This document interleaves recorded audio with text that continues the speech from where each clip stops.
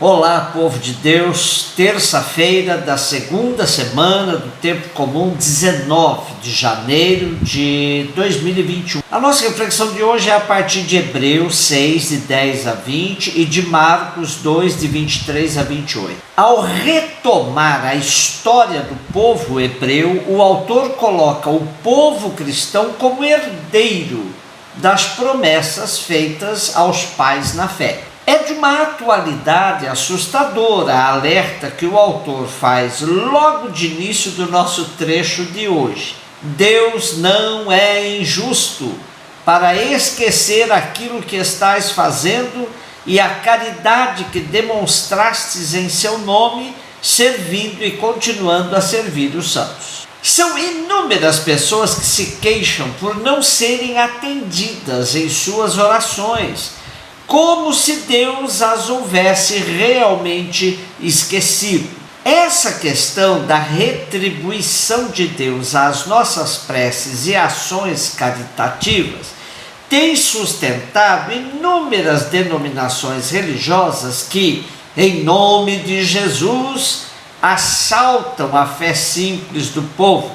Pautar nosso relacionamento por essas bases do toma lá da cá é grosseiro demais em termos de nosso relacionamento com Deus. Por isso, o autor da carta aos Hebreus, ao mesmo tempo que alerta que Deus não se esquece do bem que fazemos, insiste na perseverança no caminho do bem até o fim, de modo que não vos torneis preguiçosos, mas imiteis aqueles que pela fé e pela perseverança se tornam herdeiros das promessas. Digamos que a receita do autor da carta aos Hebreus para que entremos na posse da herança das promessas de Deus está na fé e perseverança. A fé não é irracional, ela supõe a razão. Nada de crer em absurdos, pois Deus não nos pede isso.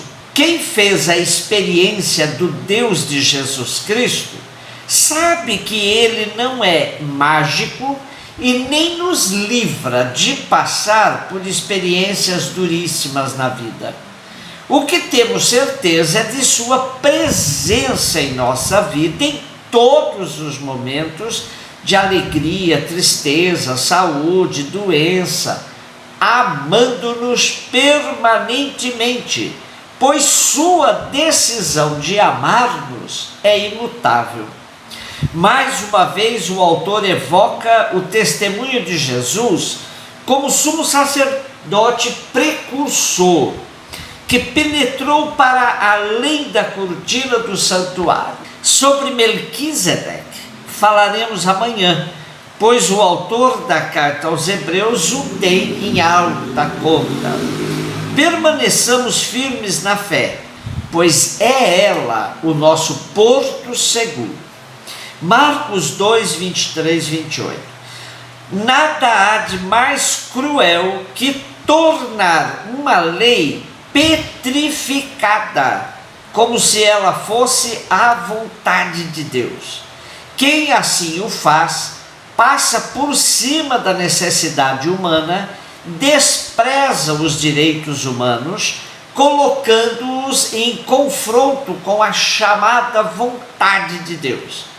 Discernir a vontade de Deus é das tarefas mais difíceis na vida dos cristãos, pois comumente confundimos a nossa vontade com a vontade dele. Na questão da lei do povo hebreu, deu-se um processo de enrijecimento absurdo, onde a descontextualização fez com que leis criadas para a proteção da vida e dos direitos se tornassem jugos pesados nas costas do povo. Se tomamos a origem da lei do sábado, vamos constatar que ela surgiu num clima de profundo respeito ao ser humano, o direito ao descanso, e reconhecimento da grandeza de Deus. Depois de uma jornada de trabalho exaustante, o ser humano teria e tem o direito de dedicar um dia ao descanso e ao louvor a Deus. Portanto, uma lei sábia e oportuna. Porém, a leitura fundamentalista da lei a transformava numa forma de escravidão, onde o ser humano tinha de se submeter a ela, até mesmo comprometendo a dignidade da vida. Jesus, com sua liberdade frente à lei, não a despreza, mas a leva a um cumprimento que liberta, pois a submete ao direito da vida, que deve estar em primeiro lugar, e não a lei. Jesus é o Senhor do sábado, está acima da prescrição redutivista da lei. Nem sempre é fácil imaginar que o Evangelho está acima da lei, pois fomos acostumados a ser doutrinados. O que aprendemos para nos tornarmos cristãos é doutrina na maioria das vezes, não Evangelho.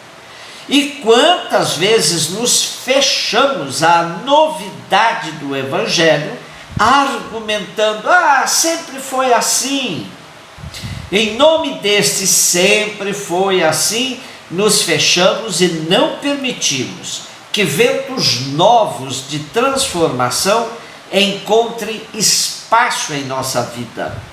Preferimos uma vida esclerosada ao invés de enfrentarmos com coragem novos caminhos. Para seguir Jesus, apegos às velhas tradições menores não nos ajudam. Jesus era livre, mas a liberdade provoca em nós sentimentos paradoxais. Todos a querem, mas quando ela se apresenta como uma possibilidade real em nossa vida, nos assustamos. Ser livre tem preço, igual aqueles adolescentes que ensaiam de colocar a mochila nas costas, abrir a porta de casa e partir. Porém, romper o casulo de proteção que a casa dos pais oferece não é nada fácil. Vivemos hoje o fenômeno da adultescência, que provoca o adiamento da fase madura e o prolongamento da permanência na casa dos pais. Adolescentes ficam em casa dos pais até para lá de 30 anos. Aí está o paradoxo da liberdade. Queremos ser livres, mas a segurança do porto seguro nos amarra muito mais. Portanto, cultivemos a verdadeira liberdade, a mesma que tinha Jesus e que fazia dele o Senhor do sábado, não deixando que velhas tradições e que uma leitura fundamentalista da lei nos aprisione. E para que a busca da liberdade não seja egoísta, burguesa e alienada, é importante que nos preocupemos não somente com a nossa liberdade, mas com a liberdade de todos. Parafraseando Paulo Freire, ninguém liberta ninguém, ninguém se liberta sozinho. Nós nos libertamos em comunhão. Liberdade, liberdade, abre as asas sobre nós. Um beijo no seu coração.